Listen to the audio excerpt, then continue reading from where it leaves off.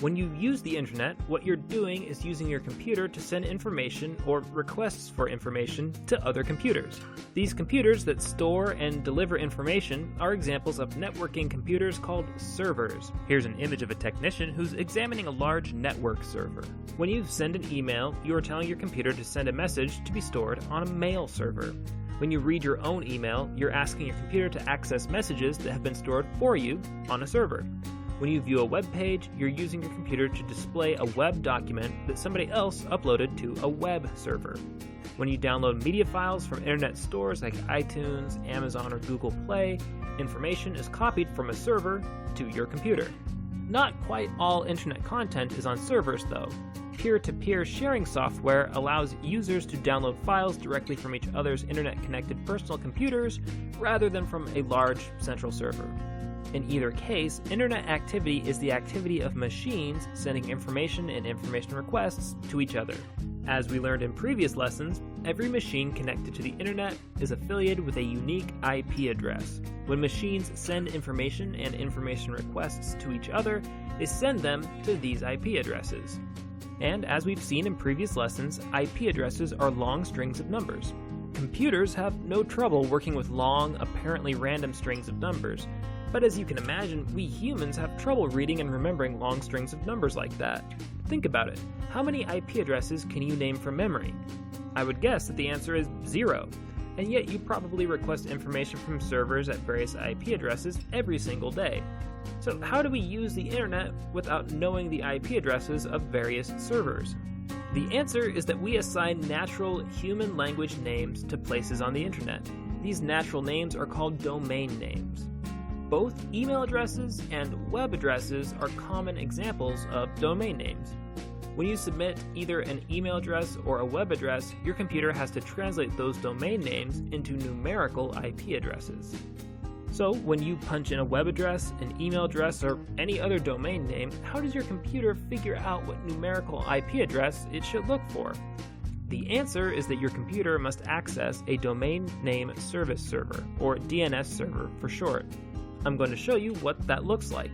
I'm going to use a couple illustrations from this textbook. Some of you may be taking a formal course that uses this textbook, but if you're not, that's okay. Just follow along with the video. This illustration helps us to see how domain name services work. In this illustration, Bob wants to visit www.dougj.net. When Bob submits the URL www.dougj.net into the address bar on his browser, his computer accesses a system called the Domain Name Service, or DNS. Internet-capable computers have an application on board that allows them to access this domain name service. Bob's computer will send a request to the DNS server at his local internet provider. This request asks the DNS server, "Hey, what's the IP address for dougj.net?" Sometimes the local server already knows the answer, and so it can simply answer the question right away. However, the local DNS server may not know the answer, and in that case, the request gets sent further up the server tree to a higher level DNS server, and the question gets repeated. If the question isn't answered, it gets sent even further up the tree to a root server. A root server is responsible for a tremendous number of domain names. For example, a root server might be responsible for all domain names that end in .com, or all domain names that end in .net. The root server must either know the IP address for all of these domains, or at least it must know where to find these IP addresses. If the root server doesn't know the IP address for dougj.net, it knows how to route the request so that it makes it to a server that does know. The root server might send the request back down the tree to a different lower level DNS server, which might eventually send the request to the local DNS server for dougj.net. If this domain name exists, then the local DNS server will definitely know its IP address. In this case, the requested IP address is 129.186.105.24. The IP address gets sent back through the network of DNS servers. And eventually, it makes it back to Bob's computer. Once Bob's computer knows the proper numerical IP address, it can make an information request from the machine storing the web page data.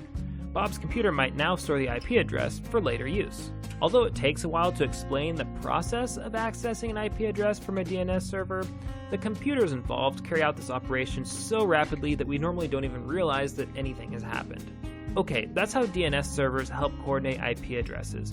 Now let's look at another common networking device, routers. Throughout this introduction to the internet, I have mentioned machines called routers, and I have referred to some information being routed across the web. But with all of the millions of devices connected to the internet, how exactly do routers direct traffic to the right IP addresses? Well, let me show you. This next illustration helps us to see how information is routed. In this illustration, we have two networks, Network 1 and Network 2. You might notice that Router 1 is connected to both networks, and so it has two different IP addresses. When you're looking at Router 1 as a member of Network 1, then its IP address is 192.168.1.1. But when you're looking at Router 1 as a member of Network 2, then its IP address is 207.20.15.1. So those two IP addresses don't refer to different devices, they just refer to the same device from different perspectives on different networks. Network 1 consists of 3 devices: Alice's computer, Bob's computer, and Router 1. Network 2 also consists of 3 devices: Carol's computer, Router 1, and Router 2. Notice that Network 1 has no direct connection to the internet. Network 1 can only connect to the internet through Network 2. Every device on a computer network has something called a route table. A route table contains instructions for routing information to a given IP address. To keep the clutter down, we have only included 3 of these route tables in the picture: the one for Alice's computer, the one for Router 1, and the one for Carol's computer. But the other computers and routers would also have their own route tables too. Let's look at Alice's route table first. Alice's route table has 2 columns, the destination column and the next hop column. When Alice's computer wants to send information to an IP address in the destination column, it follows the directions in the next hop column. The first row on her route table tells us that information going to any IP address on Network 1 will be sent directly to that IP address. For example, Alice's computer can send information directly to Bob's computer. These computers are networked together directly, so there's no need to relay the information through another network. But what happens if Alice's computer tries to send information to any other IP address, one that's not listed on the route table? For IP addresses not listed on the route table, Alice's computer will send information to the default next hop, which in this case turns out to be Router 1. Once Router 1 receives the information, it will run the destination IP address through its own route table. So let's take a look at the route table for Router 1. If information is destined for any IP address on Network 1 or Network 2, then Router 1 will send this information directly to that IP address. It can do that because it's connected directly to both of those networks. If the information is destined for any IP address outside of these 2 networks, then Router 1 will default to sending the information to Router 2. From Router 2, this information would continue on through the internet, most likely to be directed by several more route tables before reaching its final destination. So if Alice wanted to send information to Bob's IP address, then Alice's route table would direct that information directly to Bob's computer. If Alice wanted to send information to Carol's computer, then the route table on her computer would direct that information to Router 1, and then the route table on Router 1 would direct that information to Carol's computer. If Alice wanted to access a web page somewhere else on the internet, then the route table on her computer would direct that information to Router 1, the route table for Router 1 would direct that information to Router 2, and then so on throughout the internet until Alice's web page request reached the appropriate server somewhere on the internet. Now let's trace a couple of routes from Carol's computer. If Carol wanted to send information from her computer to Bob's computer, then her route table would direct that information to Router 1, and then the route table at Router 1 would direct that information to Bob's computer. If Carol wanted to send information to an IP address that is on neither Network 1 or Network 2, then her route table would default to sending that information to Router 2, which would then run through its route table to direct that information to the next address in line. In this illustration, we've simplified the route tables so that they're easier to understand. Real route tables have more lines of instructions than the route tables in this illustration. I hope that you can see how complex networks can run on relatively short route tables. Indeed, the route table on your computer is probably much less than a page long, and yet it allows you to connect to potentially billions of IP addresses. Now, so far, we've examined how computers use domain name service or DNS servers to translate domain names that are easy for people to read into IP addresses that are easy for computers to read. We've also examined how computers and routers use route tables to route information through networks. Now we're going to examine one last illustration that will help you to see how computers access web pages.